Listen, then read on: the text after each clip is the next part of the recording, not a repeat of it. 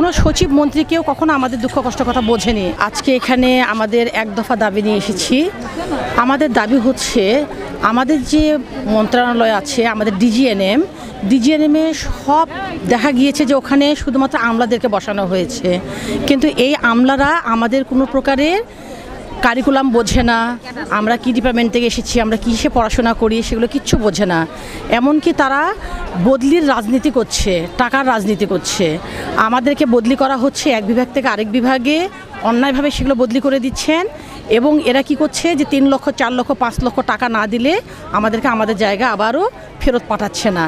এখন যদি এরকম করা হয়, আমরা কয় টাকা বা সরকারি চাকরি করে বেতন পাই, আমাদের বাচ্চা কাচ্চা নিয়ে কোনো মতে আমরা দিন অতিপাত করি, কষ্ট করে আমাদের সংসার আমরা চালাই, বাচ্চাদের পড়াশোনার খরচ, আমাদের হাজব্যান্ডরা অসুস্থ থাকেন, এখন আমাদেরও বয়স হয়ে যাচ্ছে, আমরাও অসুস্থ, ওষুধপত্র লাগে।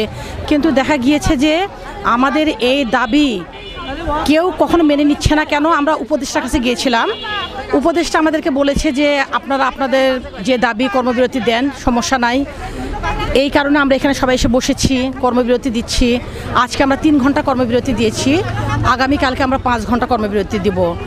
এতেও যদি না মানে আমাদের দাবিগুলো, ন্যায্য অধিকারগুলো, কারণ আমাদের